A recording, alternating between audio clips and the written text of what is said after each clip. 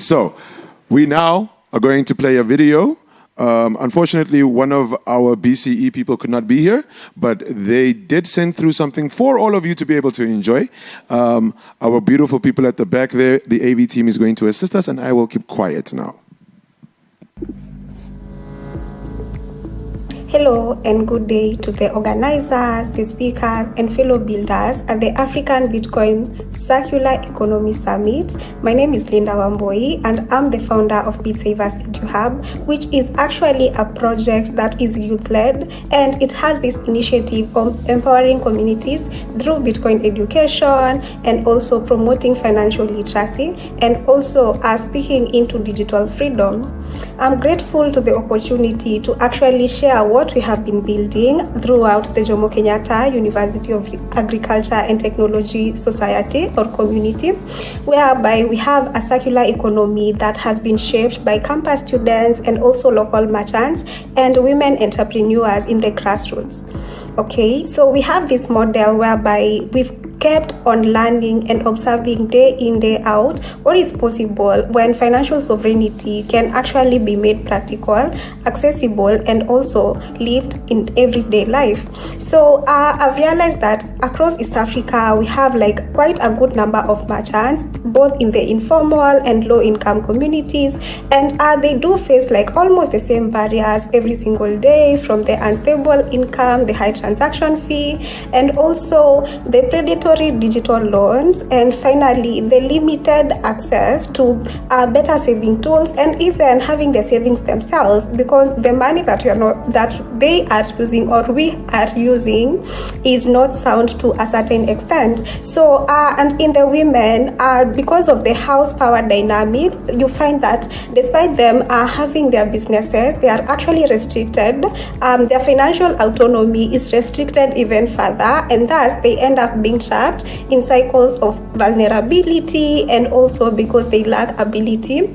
And the vulnerability, not necessarily because they lack ability, but because they actually lack access. And yet these same women are the backbone of our local economies. If you observe, most of the businesses, even within the university, are actually led, or they are actually run by women. Okay, so these women do run markets, and also they feed even our own community and also our own students. Especially in JKUAT, we have some of the most tech-savvy young people, because it is a university that has this extension of Jomo Kenyatta University of Agriculture and Technology. So it has like a very big tech hub, which is also very active. So you find that despite students having very tight budgets, using the Kenyan shillings or the normal fiat money, they are set to lose an average of between 400 and 2400 Kenya shillings.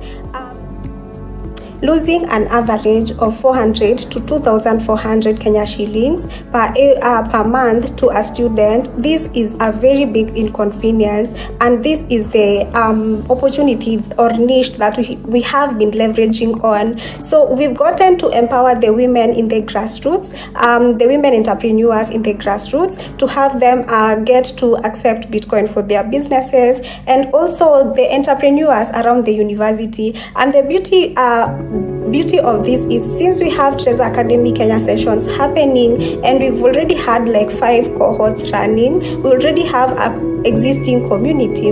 So this existing community helps with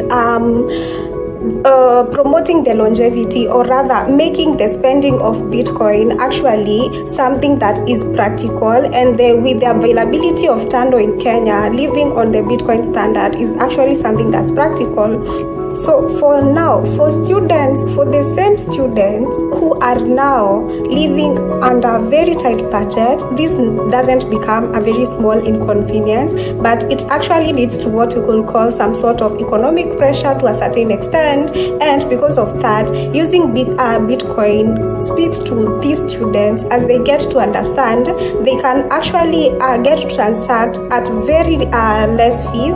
And the beauty of it is, with the availability of Tando in Kenya, now they can actually live in Bitcoin standard. So our vision right now at Bitsavers, we are here to empower all the grassroots women, actually not all, but we are working with the grassroots women in the grassroots rather, and part of the informal entrepreneurs, and get to see them how they can just reclaim their own economic agency through Bitcoin, and also keep building a community-based circular economy. Awesome. Big hand for Bitsavers. One thing I love about your book on circular economies is everybody finds what works for them. Yes. It doesn't have to be one person could be doing farming, another person could be approaching universities. And this is what it is. Finding people where they are, utilizing your skills and knowledge to make sure that you're speaking to them and not at them, right? You want to be speaking with people, finding solutions with them to problems that actually exist, instead of trying to make up a problem that they might not have. So, I think that came up at last year's conference was the perspective of when you trying to engage with somebody, Orange Pill, or educate them or share the purpose of Bitcoin with them is to meet them where they are. You'll find that they have a different understanding to you of finance, money, history, all these things, and linking with them in the context is something that Bitcoin lends itself to, because you can find those cross points in your mind and their mind that matches. Because you ask a business person, how's inflation treating you in the business? You're going to start a conversation and you can just, hey, here's a solution or something. But at the end of the day, every circular economy has started with something that works in their space, in their community, in their immediate surroundings. And that's what's important.